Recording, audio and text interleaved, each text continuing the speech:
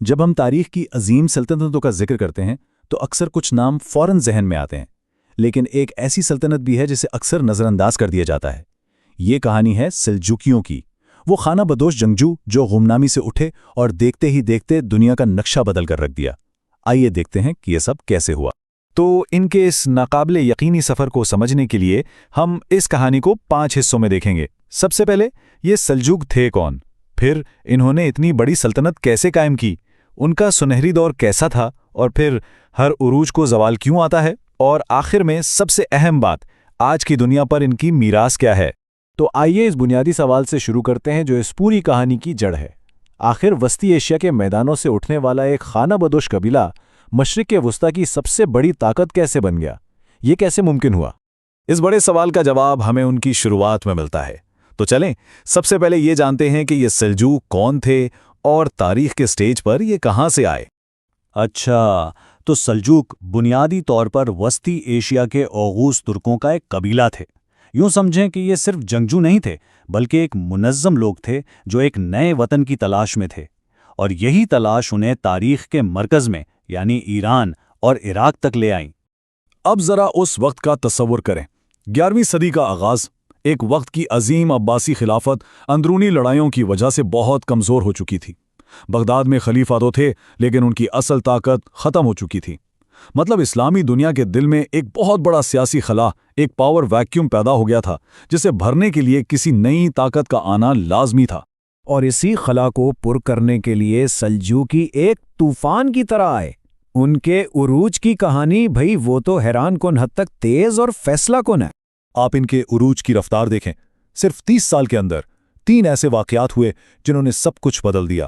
1040 میں دندناکان کی جنگ نے ان کی سلطنت کی بنیاد رکھی۔ صرف 15 سال بعد 1055 میں وہ بغداد میں داخل ہوئے اور کمزور عباسی خلیفہ کے محافظ بن گئے۔ اور پھر آیا 1071 منذکرٹ کی وہ تاریخی جنگ جس نے بازنطینی سلطنت کو ہلا کر رکھ دیا اور اناطولیا یعنی آج کی ترکی کا دروازہ ہمیشہ کے لیے ترکوں کے لیے کھول دیا۔ اور یہی وہ نقطہ ہے جو انہیں دوسرے حملہ آوروں سے بالکل الگ کرتا ہے۔ وہ صرف فتح کرنے نہیں آئے تھے، انہوں نے اس بکھرتی ہوئی خلافت کو ایک طرح کا سہارا دیا اور اس خطے میں وہ استحکام لائے جس کی اسے سخت ضرورت تھی۔ وہ محافظ بن کر ابھرے۔ اسی استحکام نے ایک ایسے دور کی بنیاد رکھی جسے آج ہم سلجوکیوں کا سنہری دور کہتے ہیں۔ یہ وہ وقت تھا جب سلطنت کی پہچان صرف تلوار سے نہیں بلکہ علم اور ثقافت سے بھی تھی۔ یہ وہ دور تھا جب سلطنت علم اور ہنر کا مرکز بن گئی۔ عمر خیام جیسے عظیم سائنسدان اور شاعر اسی دور میں سامنے آئے۔ فن تعمیر میں ایسی شاندار مساجد اور کارواں سرائیں بنائے گئے جن کی مثال نہیں ملتی تھی۔ لیکن جو چیز سب سے زیادہ متاثر کرتی ہے وہ یہ کہ ذہین وزیر نظام الملک نے نظامیہ یونیورسٹیوں کا ایک ایسا نیٹ ورک بنایا جو آکسفورڈ اور کیمبرج سے بھی صدیوں پہلے دنیا کے سب سے بڑے علمی ادارے تھے۔ اور اس دور کی سیاسی سوچ کتنی گہری تھی، اس کا اندازہ نظام الملک سے منسوب اس قول سے ہوتا ہے: سلطنت کفر کے ساتھ تو قائم رہ سکتی ہے لیکن ناانصافی کے ساتھ نہیں۔ اس سے پتہ چلتا ہے کہ ان کے لیے حکومت کی اصل بنیاد انصاف تھی۔ لیکن جیسا کہ تاریخ کا اصول ہے، ہر عروج کو زوال ہے۔ سلجوکیوں کا یہ سنہری دور بھی ہمیشہ قائم نہیں رہ سکا۔ جلد ہی اندرونی اور بیرونی مسائل نے سلطنت کی بنیادوں کو کمزور کرنا شروع کر دیا۔ یہاں آپ عروج اور زوال کا فرق بالکل صاف دیکھ سکتے ہیں۔ ایک طرف ہے الپ ارسلان اور ملک شاہ کی وہ متحدہ اور طاقتور سلطنت جو ایک مرکز سے چلتی تھی، اور دوسری طرف ہے وہ بکھری ہوئی حالت جب اندرونی لڑائیوں نے اسے چھوٹی چھوٹی ریاستوں میں بانٹ دیا، جیسے اناطولیہ کی سلطنت روم۔ تو سوال یہ ہے کہ اتنی بڑی سلطنت بکھری کیسے؟ اس کے پیچھے 2 بڑی وجوہات تھیں۔ ایک اندرونی دشمنی یعنی تخت کے لیے شہزادوں کی آپس کی لڑائیاں، اور دوسرا بیرونی دباؤ جس میں صلیبی جنگیں سب سے آگے تھیں۔ ان دونوں طاقتوں نے مل کر سلطنت کو اندر اور باہر دونوں طرف سے کمزور کر دیا۔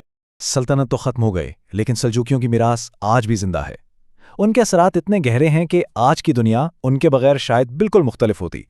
اگر ہم ان کی میراث کو 3 بڑے نکات میں سمیٹیں تو وہ کچھ یوں ہوں گے۔ پہلا، انہوں نے اناطولیہ کو ترکوں کا وطن بنایا جس کے بغیر نہ تو سلطنت عثمانیہ ہوتی اور نہ ہی آج کا ترکی۔ دوسرا، وہ صلیبیوں کے سامنے پہلی بڑی اسلامی طاقت بن کر کھڑے ہوئے اور تاریخ کا رخ موڑ دیا۔ اور تیسرا، انہوں نے ترک، فارس اور عرب ثقافتوں کو ملا کر ایک ایسی نئی تہذیب کو جنم دیا جس کے اثرات آج بھی نظر آتے ہیں۔